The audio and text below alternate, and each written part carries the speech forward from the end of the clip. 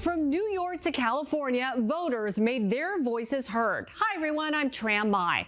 Democrats scored big wins in key races. We're breaking those down for you today and tracking reaction. This week's election was the first major round of balloting since President Trump's return to the White House. Many saw it as a temperature check to gauge how people are feeling. Democrats won the governor races in Virginia and New Jersey, as well as the New York City mayor's race that had so many people talking. California also voted in favor of congressional redistricting. That could play a big role in next year's midterm elections. So let's start in New York City. Zoran Mamdani won the mayor's race with his platform of rent freezes, free buses, and free child care. Trump had threatened to cut federal funding to New York City if Mamdani won. On Tuesday, the 34-year-old Democratic Socialist defeated former Governor Andrew Cuomo and Republican Curtis Sliwa. He'll now face the challenge of delivering on his ambitious campaign promises. I'm so proud to be standing here today as the mayor-elect of the greatest city in the world. The hard work of improving New Yorkers' lives starts now. That process begins with transition.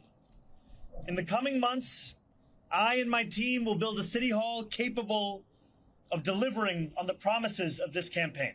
Mamdani announced a team including former city and federal officials, all women, to steer his transition to New York City Hall. He's making history with his win. When he takes office on January 1st, he'll be the city's first Muslim mayor, the first of South Asian heritage, and its youngest mayor in more than a century.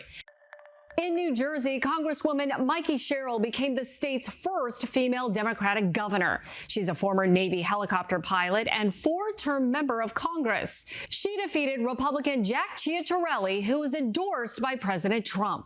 I know these are tough times. I know not everyone voted for me, but I'm working for everyone. Every single one of you. When we all do better, we all do better. So tomorrow begins a new day. Sherrill campaigned on standing up to Trump and casted blame for voters' concerns over the economy on his tariffs. Virginia also voted in its first female governor to ever lead the Commonwealth. Democrat Abigail Spanberger is a former congresswoman and CIA case officer. She defeated Republican Lieutenant Governor Winsome Earl Sears. Virginia has been one of the hardest hit states by the Trump administration's federal job cuts. Spanberger focused her campaign around that. Virginia's economy doesn't work when Washington treats our Virginia workers as expendable. To those who have been impacted by the mass layoffs, by furloughs, by the hardships that you are experiencing, please know that I will direct the full power of the governor's office to support you. Her victory flips the state's executive mansion from Republican control. It was a blue wave in Virginia. Democrats there also won the lieutenant governor and attorney general race. They also retained control of the Virginia state legislature. Marcella Robinson spoke to voters in Virginia to get their reaction to the results. At Bob and Anita's Diner in Old Town Alexandria, breakfast and politics were top of mind for customers Wednesday morning. I was thrilled. Great. It was like a clean sweep. Oh, it's absolutely wonderful. That reaction from many voters just hours after Virginia Democrats dominated the first major election since President Trump returned to the White House. I think Abigail is going to do an absolutely wonderful job for the Commonwealth. Voters like Bill Shackelford believe the economy and the impact of the federal shutdown on Virginians made the difference in this election. I think that the current administration is holding a lot of people, not just federal employees, but a lot of people hostage. Keith Peterson is a former federal employee who says typically the economy is a top issue that brings him to the polls, but not this year. This time around, just the way people are being treated, I just don't like it as a black person in this country. The Democratic sweep wasn't the outcome all Virginians hoped for. I think it's hard to settle being a Catholic and voting for Spanberger. So for me, that was just a personal issue. We don't need boys who believe they're girls in locker rooms. I just don't believe in that. Despite the loss, they tell me there's always room for unity. Always space. But for the majority of voters we spoke with, they say the message Tuesday night was loud and clear. Given that the whole state skewed, I think it's that a lot of people think the country right now is heading in the wrong direction, and we want to pivot. We the people, and we still hold the right to vote, and we still hold the right to change, make things change in this country. Of course, Democrats hope to take this momentum into the midterm elections, but in the short term, what is really top of mind for a lot of Virginians right now is the fact that we are still in the middle of this government shutdown, the longest government shutdown in U.S. history. And will the results of this election have any impact on Capitol Hill? Will we see some compromise to bring an end to this shutdown? In Alexandria, Marcella Robertson, WUSA 9.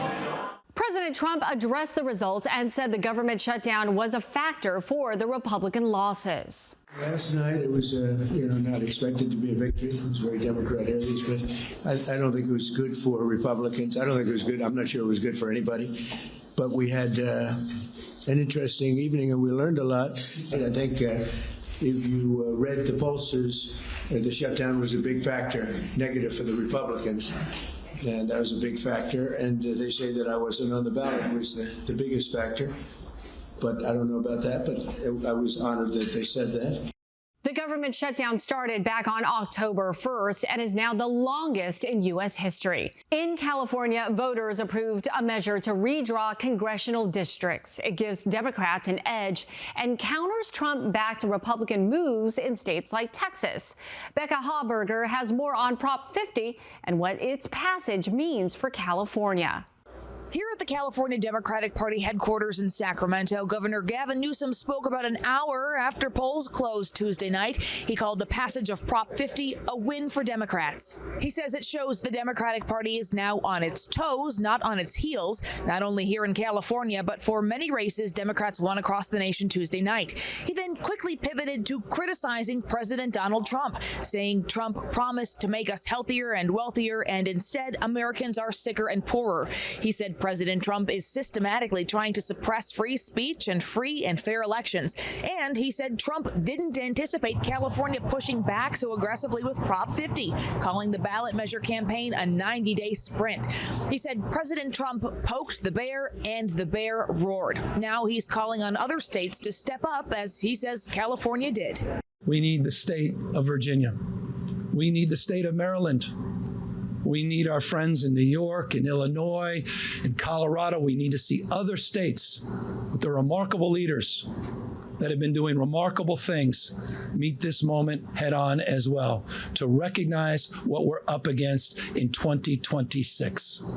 He pointed out Republican states, not only Texas, but also Missouri, North Carolina, Indiana, and Florida have either already redistricted or are considering it, underscoring the importance of the partisan fight, he says. California Republicans are suing to block those maps. The California Republican Party says the new maps violate the 14th and 15th Amendment. They argue that those drawing the state's new maps justified the changes, saying they would boost the power of voters in Latino communities, even though Latinos already make up the majority of the state. They also say drawing districts in their favor unfairly disadvantages other races. We've got more election coverage coming up after the break. Welcome back. We're tracking results from this week's election. In Pennsylvania, Democrats swept all three elections for state Supreme Court justices. The wins could have implications for key cases involving redistricting and balloting for midterm elections and the 2028 presidential race in the nation's most populous swing state. Colorado approved raising taxes on people earning more than $300,000 a year.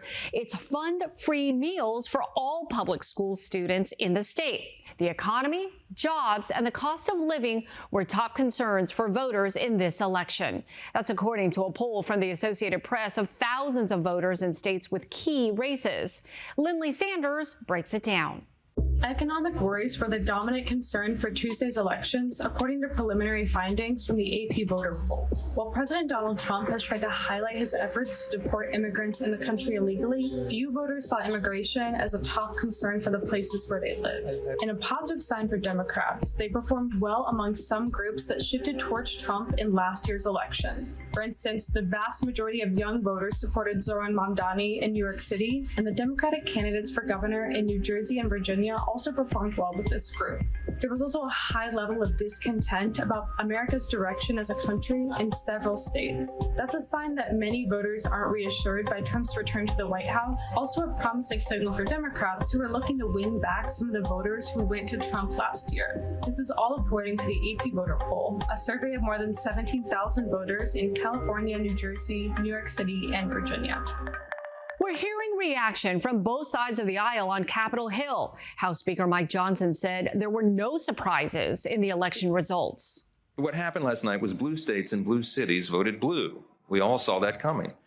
And no one should read too much into last night's election results. Off-year elections are not indicative of what's to come. That's what history teaches us. And I think the midterm is going to be a great one for us. We had a demographic shift in 2024. We have a very favorable election map on the Republican side, and it will be even more favorable once all the redistricting stuff is settled out.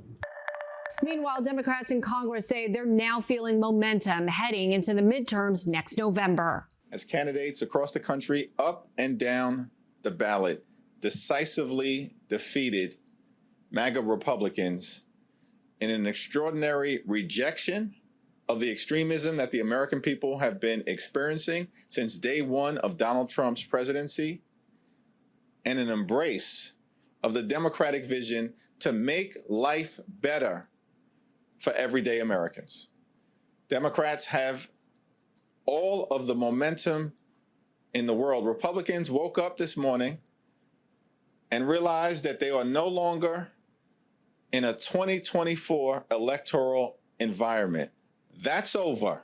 Simone de Alba spoke with a political analyst on the path forward for Democrats and Republicans. As we head into midterms, what this means for Donald Trump, what this means for Democrats. Do you feel like this is the most momentum Democrats have had since they lost the presidential election? It absolutely is the most momentum. I mean, you have concrete election results that you can point to. But I would caution that when I looked at some of the exit polling, I mean, the Democratic brand is still not popular. But I think that voters are prioritizing sending a message to President Trump over, this wasn't that I think voters are in love with Democrats and their message, but it's really more of a repudiation of Trump. When I look, though, at sort of more broadly, I mean, you have Republicans that are going to want to make, Zohran Mamdani in New York City, the new mayor, sort of the face of the party, a Democratic socialist. But you have Abigail Spanberger here in Virginia, and then Mikey Sherrill, who won in New Jersey. They were part of this class of 2018's national security Democrats that helped Democrats flip back the House. They're moderate. They have these sort of, very, again, military, national security credentials in many ways. And so I think that national Democrats are going to want to point towards someone like Spanberger, like Sherrill as the face of the party instead of Mamdani. The midterm elections will settle state house control in dozens of states and determine whether Republicans maintain their majority in D.C. for the final years of Trump's presidency. That does it for us today, recapping the key races across the country. I'm Tram Mai. Thanks for watching.